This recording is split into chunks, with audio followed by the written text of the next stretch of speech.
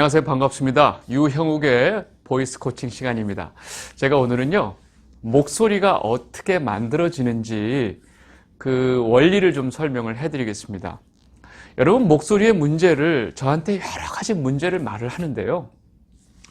이 목소리의 생성 원리를 여러분들이 기본적으로 이해하시면 내 문제가 어디로부터 발생이 됐는지를 금방 이해하실 수 있습니다.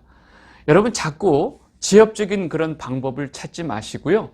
기본적으로 목소리가 어떻게 만들어지는지를 잘 이해하시면 좋을 것 같습니다. 여러분 잘 보세요. 성대가 있죠. 네, 목소리가 어떻게 만들어지는지 원리를 말씀드릴게요.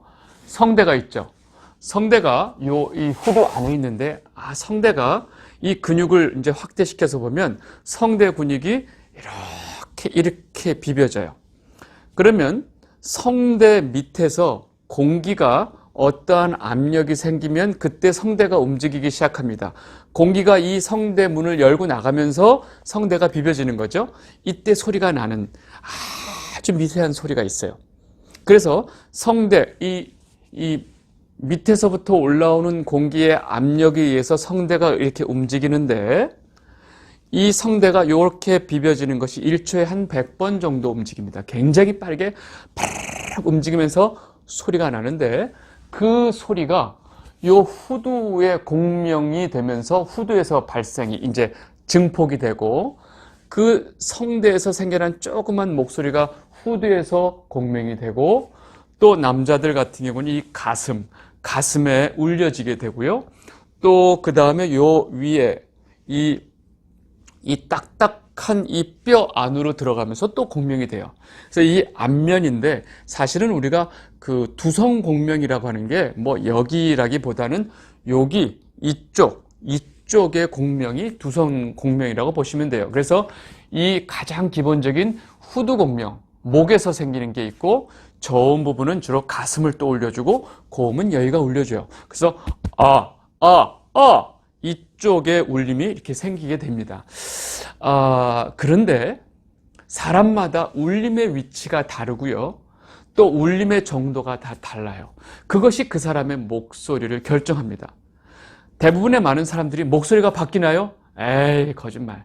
목소리가 금방 바뀌나요? 금방 안 바뀌죠. 근데 바뀌는 건 제가 원리를 말씀드리면, 여러분들이 말하는 그 목소리는요, 이 성대에서 생겨난 아주 원래 음색 자체는 그대로 있는데, 이것이 어떻게 확대되고 증폭이 되느냐가 여러분들이 알고 있는 목소리예요. 그래서 이 여러분들 목소리가 찌그러져 있거나 공명이 안 되거나 울림이 덜 생기면 그 목소리가 납작해지는 거예요. 그럼 목소리가 바뀐다는 얘기는 원래 음색은 가만히 있지만 이 울림을 키워주고 울리지 않는 공간까지 다 울리도록 공명을 만들어주면 사실은 결론적으로 목소리가 바뀐다는 얘기죠.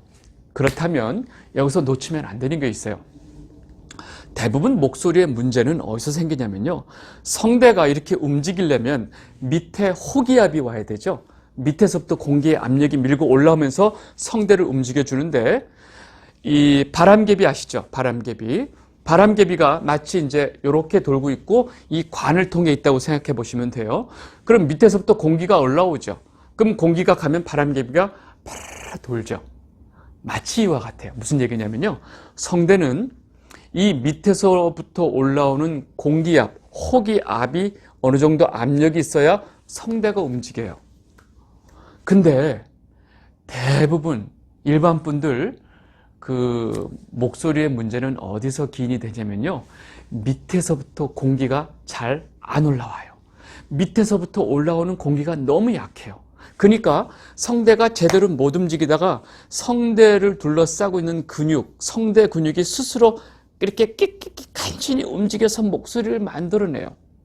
그러니까 이 성대 근육과 성대는요, 그냥 가만히 있고 밑에서부터 올라오는 그 호기압 에너지에서 움직여야 되는데, 호기압 에너지가 이 성대를 움직이는 그 에너지의 그 에너지가 돼야 되는데, 이 밑에서부터 올라오는 공기의 에너지가 약하니까 목소리의 그 성대 주변의 근육을 막 쓰게 되는 거예요.